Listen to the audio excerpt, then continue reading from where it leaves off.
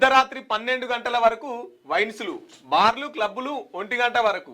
ఎందుకు తెల్లారదాకా పెట్టరాదు, ఉడిచేదేముంది. తాగేటోళ్ళు తాగుతుంటారు, ఊగేటోళ్ళు ఊగుతుంటారు. 31వ తేదీన ఓపెన్ ఉండేలా సర్కార్ జీవో, నిబంధనలు ఉల్లంఘిస్తే కఠిన చర్యలు. గాలి వచ్చినప్పుడే తూర్పాల పట్టాలంటారు, చూసినావా? ఇగో ఇది అదే కథ. న్యూ ఇయర్ సందర్భంగా మందుబాబులకు ప్రభుత్వం గుడ్ న్యూస్ చెప్పింది. 31వ తేదీన అర్ధరాత్రి 1 గంట వరకు బార్లు, క్లబ్బులు ఓపెన్ ఉండనున్నాయి. 12 గంటల వరకు వైన్స్ సైతం తెరిచి ఉండేలా సర్కారు ఉత్తర్వులు జారీ చేసింది.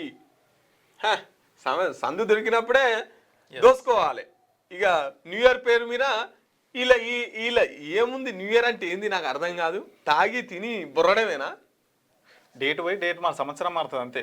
ఈ సంవత్సరంలో మీ లోపాలను, వచ్చే సంవత్సరంలో ఎట్లా మీ లోపాలను సరి చేసుకొని ముందుకెట్లా వెళ్ళాలి, భవిష్యత్ కార్యాచరణ ఏంటి, మీ ప్రణాళిక ఏంటి, దీనికోసం కదా, దీన్ని రూపుదిద్దుకోవాలి కదా.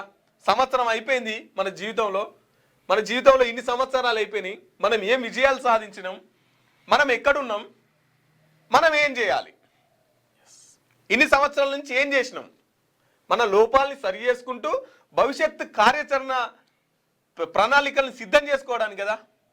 ఏముంది న్యూ ఇయర్ అంటే తెల్లారదాకా తాగాలి, ఏందో మరి హ్యాపీ న్యూ ఇయర్ అని వాట్సాప్లలో షేర్ చేయాలి, కలిసిన వాళ్ళందరికీ హ్యాపీ న్యూ ఇయర్ అని చెప్పాలి, అయిపోయా, తెల్లారితే అయిపోయా. డేట్ మారినంత మాత్రాన, సంవత్సరం మారినంత మాత్రాన మన జీవితాలు ఏం మారు. అదే ఉద్యోగం ఉంటుంది, అదే జీతం ఉంటుంది, అవే అప్పులు ఉంటాయి, అదే ఆదాయం ఉంటుంది. కాకపోతే ఏం చేయాలంటే మనం సంవత్సరం మన జీవిత పరిణామం ఎదుగుతుందో అది ముందుకెళ్ళాలి. కాబట్టి సో దాన్ని ప్లాన్ చేసుకొని మనం ఏదైతే ఉద్యోగం చేస్తున్నా, వ్యాపారం చేస్తున్నా, అందులో ఇంకా మంచి విజయాలు సాధించడానికి మంచి ప్రణాళికలు వేసుకొని అయితే ముందుకు వెళ్ళాల్సి ఉంటుంది. సో ఆ విధంగా దాన్ని యూజ్ చేసుకోవాలి. ఇక దీన్ని వైన్స్లు 12 గంటల దాకానాట, బార్లు, క్లబ్బులు 1 దాకానాట. ఇక మీరు 12 గంటల తాగాలి, 12 గంటల దాకా తాగుతుండాలి, 1 దాకా క్లబ్లలో ఎగురుతుండాలి, తాగుతుండాలి, బయటికి రావాలి, మళ్ళీ డ్రంక్ అండ్ డ్రైవ్ లో పట్టుబడుతుండాలి. అటు తాగినందుకు పైసలే, ఇటు దొరికినందుకు పైసలే. అంటే ఇక్కడ విషయం ఏంటంటే, ఇక నువ్వు సంవత్సరంలో ఏమైనా సంపాదన మిగిలి ఉంటే దీనికోసం ఖర్చు చేయరు అన్నట్టు.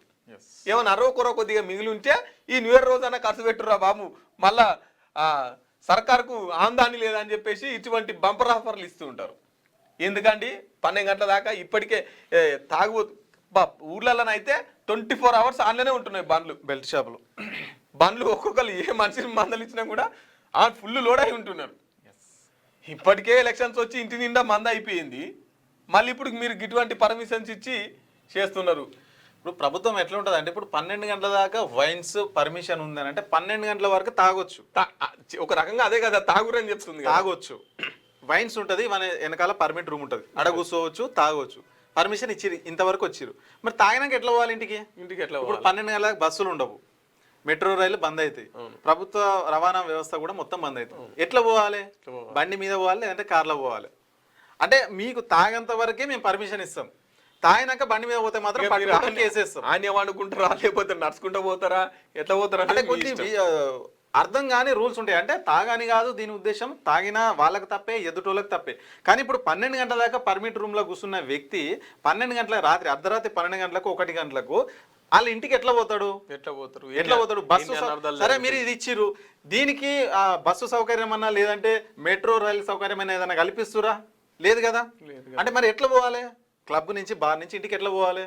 నడుచుకుంటూ పోలేం కదా. మళ్ళీ పట్టుకుంటే పైసలు వస్తాయి.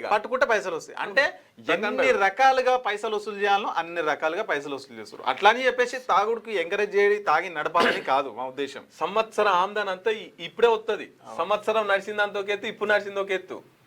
సో అట్లా అందుకని చెప్పేసి 1 గంట ఎక్కువ వేస్తే ఇంకెక్కువ వస్తుంది ఆమ్దాన్, అంతే కదా. అట్లా గాలి వచ్చినప్పుడే తూర్పాల పట్టాలి. మీకు వార్తలు రాయడం, విశ్లేషణ చేయడం వచ్చా? అన్యాయాన్ని ప్రశ్నించడం తెలుసా? ఇంకెందుకు ఆలస్యం? క్యూ న్యూస్ మిమ్మల్ని ఆహ్వానిస్తుంది. ఉమ్మడి ఆదిలాబాద్, వరంగల్, కరీంనగర్, నిజామాబాద్, ఖమ్మం, మెదక్, రంగారెడ్డి, హైదరాబాద్, మహబూబ్ నగర్ జిల్లాలకు రిపోర్టర్స్ కావాలను సంప్రదించవలసిన ఫోన్ నెంబర్ 8688926084.